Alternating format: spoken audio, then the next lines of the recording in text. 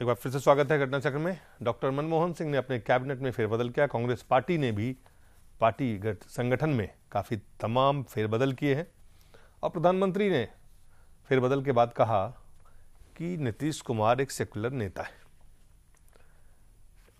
आपने भी माहेश्वरी साहब लगातार आपने पूरी बातों को देखा, प्रधानमंत्री के सर्टिफिकेट देने के पीछे मकसद क्या है? नहीं, देखिए सेकुलरिज्म पे कोई उनके विवाद नहीं है, वो अवसरवादी हैं। सवाल ये है सेकुलर मैंने क्या कहा कि अनहोली अलायंस क्या है कि एक सेकुलर पार्टी कम्युनल पार्टी से मिल गई, इसीलिए मैंने शुरू में कहा कि अनहोली अलायंस है। तो सेकुलर के मैं कोई बात नहीं, सेकुलर क्रेडेंशियल्स है, उसका कोई ऐसा नहीं है, लेकिन ओवरनाइट कलर चेंज हो जाता है, परस्त हो गए, ओवरनाइट कलर चेंज हो जाता है। प्रधानमंत्री भी सर्टिफिकेट दे देते हैं। देवराजन साहब, कौन सी सियासत है देश की? ये एक और बड़ा सवाल खड़ा करता है। देखिए, ये तो आप ठीक है कहा, सियासी जो रणनीति है उसमें है, लेकिन प्रधानमंत्री ने आज जो कैबिनेट का जो फेरबदल किया है, 8 लोगों को जो ले आया है, उससे कुछ होने वाला नहीं है इस देश को, सभी लोग जानते हैं। इलेक्शन के सामने रखते हुए ये सब किया है, लेकिन उसके बाद उनका जो बयान आए हैं, उस बयान में 84 साल के बुजुर्ग सीसरा मोला जी को मंत्री बना रहे, ये तो किसके बात सभी लोग जानते हैं, और उसमें जो कोई फर्क नहीं आने वाले, इसलिए इस सरकार की छवि सभी के सामने आए हैं। जो भ्रष्टाचार सरकार है, दुनिया की सबसे बड़ा भ्रष्टाचारी सरकार है, उसका कोई दो राय नहीं है। मेरा ये उसका बयान सुनकर ये आश्चर्य हुआ था। उन्होंने कहा राहुल गांधी एक नेचुरल लीडर है और मैं चाहता हूं वो मेरा शू पहन के चले, मतलब मेरे पीछे चले, वो मेरा जगह ले ले, मेरा कुर्सी ले ले। ये जो दो बात है, मनमोहन सिंह या माफी एक आदमी का मुख से जब सुनता है बहुत दुख लगता है। 3 महत्वपूर्ण बातें कही उन्होंने। कहा नीतीश कुमार सेकुलर है, मोदी के बारे में पूरा देश जानता है, और राहुल गांधी नेचुरल लीडर है, वो हम चाहते हैं वो हमारा कुर्सी में आके बैठे। तो ये राहुल गांधी कैसे नेचुरल लीडर बना है, देश की प्रधानमंत्री, इस देश की जनता को समझाना है। अरे वाइस प्रेसिडेंट है पार्टी का, इसलिए आप कैसे बात कर रहे हैं? अरे कांग्रेस पार्टी क्या होता है? आपकी पार्टी से थोड़ा ही मतलब है, वो अपनी पार्टी की बात कर रहे हैं। हिंदुस्तान की नेचुरल लीडर है कैसे? Because is vice president, president of the party. College में और कौन बनेगा? आपकी पार्टी का प्राइम मिनिस्टर बनेगा। होता है नेचुरल लीडर, जो नेचुरल लीडर पार्टी का होता है। कॉलेज में पॉलिटिक्स करते हैं, राजनीति करते हैं, अपना गांव में राजनीति है, अपना पंचायत में राजनीति है, जिला में डायनेस्टिक पॉलिटिक्स, वहां बोल रहे हैं ब्लड से राजनीति है, वो खुद भी ब्लड में राजनीति है, राजनीति है। उपेंद्र प्रसाद जी, अच्छा सर्टिफिकेट, प्रधानमंत्री के सर्टिफिकेट का क्या मायने है? नीतीश कुमार को तो इसलिए दे रहे हैं सर्टिफिकेट कि उनकी पार्टी के 20 MP हैं, तो बहुत सारे इकोनॉमिक रिफॉर्म्स और क्या क्या बिल वगैरह पास करवाने हैं। तो इनको लगता है मनमोहन सिंह जी को, हमारे प्रधानमंत्री जी को, कि नीतीश कुमार को अच्छी तरह से रखा जाए, उनकी थोड़ी बड़ाई की जाए, प्रशंसा की जाए, ताकि ज़रूरत पड़ने पर उनके जो सांसद हैं उनकी सहायता ली जा सके बिल को पास करवाने में। जैसे अभी एक तो फूड सिक्योरिटी बिल है, इस पर उनको सहायता चाहिए, 2/3 मेजोरिटी से पास करवाना होगा। और भी बहुत सारे जो इकोनॉमिक रिफॉर्म से रिलेटेड जो बिल्स हैं, और जब तक चुनाव नहीं होता उसके पहले तक लोकसभा चलने में बहुत दिक्कत होती है। तो अब बीजेपी से तो अलग हो गए हैं, अभी तक शायद मोर्चा कोई नहीं में शामिल नहीं हुए हैं, तो उनके 20 MP की ज़रूरत पड़ सकती है मनमोहन सिंह जी को।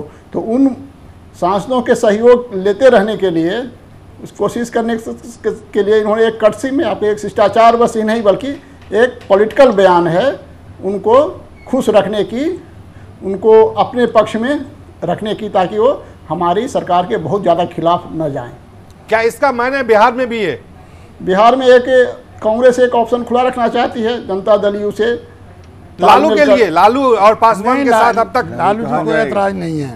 लालू और पासवान, अभी तो लालू पासवान से समझिए कि उपचुनाव जो हुआ था उसमें तो टूट चुका है। लालू के उम्मीदवार को तो कांग्रेस ने समर्थन किया नहीं, तो जो भी अभी बना नहीं है उस तरह से लालू का सपोर्ट एक तरफा है कांग्रेस को। क्या ये 20 MP JDU का भी, 4 MP RJD का भी, रामविलास पासवान जी का भी, ये तमाम लोगों को लेके कांग्रेस साथ आगे चल काम कर पाएगी? अगले लोकसभा चलाने के लिए तो काम कर ही रहे हैं। इनके जो 4 MP सपोर्ट कर रहे हैं RJD के और जनता दल। क्या RJD का ये सब, अगर वो JDU के साथ जाते हैं, जो सर्टिफिकेट दे रहे हैं JDU, अब देखिए जहाँ तक लोकसभा चलाने में तो कोई दिक्कत नहीं है लालू जी को, कि भाई हम जिस इशू पर हम सपोर्ट कर रहे हैं उस इशू पर आप JDU के भी सांसदों का सपोर्ट ले लें। लेकिन जब बिहार में चुनाव की बात आएगी, तो अगर ये नीतीश के साथ कांग्रेस जाएगी तो लालू उनके साथ नहीं रहेंगे। लालू के साथ अगर कांग्रेस जाएगी तो फिर नीतीश को कहाँ से एकोमोडेट करेंगे? नहीं, लालू जी ने ऐसा बयान नहीं दिया है। लालू जी ने कहा कि हमें कोई ऐतराज नहीं है। नहीं तो एकोमोडेट नहीं कर पाएंगे ना, मान लो कि चाहते हुए कैसे 40 लोकसभा की सीट है। ये इस नए समीकरण आप देख रहे हैं कि कांग्रेस प्रधानमंत्री के इस बयान के बाद क्या नए समीकरण को आपको उम्मीद है? नहीं, हमें तो नहीं लग रहा है। तो ज़्यादा हो सकता है कि नीतीश कांग्रेस के साथ आ जाएं, तो एक अलायंस हो सकता है कांग्रेस और नीतीश जी का। लेकिन रामविलास पासवान ने जिस तरह से बहुत कठोर शब्दों में आलोचना की नीतीश कुमार की, तो हमें लग रहा है कि रामविलास हैं जो लालू जी के साथ बने रहेंगे। रामविलास जी बिहार की पॉलिटिक्स को कांग्रेस के नेताओं की अपेक्षा ज़्यादा बेहतर ढंग से समझते हैं, तो इसलिए वो हमें लगता है नीतीश की तरफ नहीं जाना चाहेंगे, वो लालू जी के साथ बने रहेंगे। उनको पता है कि लालू जी के पास ही वोट है, और ये भी उनको पता है कि मुस्लिम वोट ज़्यादातर लालू के ही साथ जाएंगे। नीतीश ने भले मुस्लिम वोट के लिए पूरा वो तोड़ा हो और कोशिश कर रहे हो, लेकिन मुस्लिम वोट बहुत समझदार लोग सब है, वोटर्स बहुत समझदार है, उसी तरफ जाएगा जिस तरफ के लोगों को बीजेपी के उम्मीदवार हरा सकते हैं। और बिहार की राजनीति हमें लगता है 2 ध्रुव की हो रही है, एक तरफ आरजेडी है, दूसरी तरफ बीजेपी है। ये बहुत पीछे तीसरे नंबर में है, बाकी तमाम लोग उसके पीछे खड़े होंगे। हाँ, मतलब ये तीसरे नंबर की पार्टी इनकी है। मुख्य मुकाबला बीजेपी और आरजेडी के बीच में होगा, और कांग्रेस अगर आरजेडी के साथ है तब कांग्रेस फायदे में रहेगी। अगर नीतीश के साथ कांग्रेस गई तो फिर वो भी तीसरे नंबर पर रहेगी। एक तमाम नए समीकरण बनते और बिगड़ते आपको दिख रहे हैं। देवराजन साहब, आने वाले समय में जरूर देखिए, क्या आप थर्ड फ्रंट की कोशिश करेंगे नीतीश कुमार के साथ, या कांग्रेस की जो सर्टिफिकेट है उससे नीतीश कुमार प्रभावित होंगे? उसमें आपको क्लियरली हम बताना चाहते हैं, या फिर यूपीए 2 की तरह कोई एक नया प्रयोग होगा? देखिए, हम एक बात क्लियरली यूपीए 1 की तरह है, हम वामपंथी पार्टियों का जो कोऑर्डिनेशन कमेटी है उसमें हम अटेंड करने वाला है, हम उसमें एक सदस्य हैं। उस हिसाब से हम बोलना चाहता हूं, वामपंथी पार्टियां कोई तीसरा मोर्चा बनाने के लिए कोई दौर में नहीं है। हम लेकिन सीताराम येचुरी शरद यादव से हम मिल रहे हैं। हम आज भी बात हुआ है, हम लोगों से, चंद्रबाबू नायडू से बात हुआ है, बीजू जनता दल से हमारा लोग बात किया है, हम लोग बात ही कर रहे हैं। किस चीज के लिए बात कर रहे हैं? इसलिए है हम बात इसलिए किस चीज के लिए? अल्टरनेटिव पॉलिसी बनाना है। What is that alternative? Not third front. Congress BJP के खिलाफ गैर कांग्रेस गैर बीजेपी पार्टी नहीं, वो अलग है। वो क्या है? ये अलग है, आप ये समझ लीजिए। एक कॉमन कैरेक्टर कैंपेन में ले आना, देश भर एक दोनों पार्टी के खिलाफ कैंपेन चलाना, इस कैंपेन का एक कॉमन कैरेक्टर होना चाहिए। कॉमन कैंपेन नहीं है, कॉमन कैरेक्टर ऑन कैंपेन। जो मुद्दा है, मुद्दा आइडेंटिफाई करेंगे। आपको मुलायम सिंह और मायावती, लालू और नीतीश, एआईडीएमके और डीएमके, ये कैसे, इसकी संभावना कैसे आपको देख रहे हैं? ये सब जिस कैरेक्टर ये बात आता है कब? ये बात आता कब?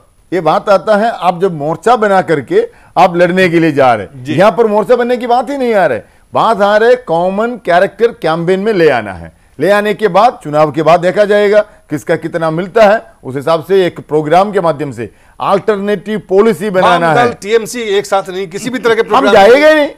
हम पहले बोल दिया हम उसके साथ जाएंगे नहीं। तो फिर ये प्रयास किस चीज के? हम बता रहा हूं, एक कॉमन कैंपेन करना, common campaign against BJP and Congress. Common campaign नहीं, कॉमन कैंपेन के character of the campaign. Yes, character of the campaign. उसमें क्या कहेंगे आप? जैसे ये है इश्यू हम लोग आइडेंटिफाई करेंगे, इश्यू के आधार पर हम लोग कैंपेन चलाएंगे। हर एक राज्य में अपना अपना राज्य में अपना अपना नेता लोग ही करेंगे, ऐसा बात नहीं है। हम वामपंथी पार्टी नेता लोग जाकर के मुलायम सिंह जी के साथ हम लोग डायरेक्ट शेयर करना कोई जरूरत ही नहीं है। अपना अपने राज्य में कर लीजिए। चुनाव के बाद डिसइंटीग्रेशन की बात। आप कैसे डिसइंटीग्रेशन हुआ सर? ये जो रीजनल पार्टीज है ना, देश बढ़ जाए कैसे? आप सत्ता चला रही देश में, ये रीजनल पार्टी की वजह से हो रहा है। प्रोग्राम नहीं है, ये एक नया राह सुन रहे हैं आप देख लीजिए। आपका सत्ता चला रहे हैं, रीजनल पार्टी की मदद चल रही है। साहब, हम इस पे अलग से जरूर चर्चा करेंगे, आपके साथ करेंगे जब आपके बैठक होगी, बैठक के बाद चर्चा करेंगे। फिलहाल उपेंद्र जी बहुत बहुत धन्यवाद, महेश्वरी साहब और देवराजन साहब बहुत बहुत धन्यवाद, आप सब लोगों का बहुत बहुत धन्यवाद।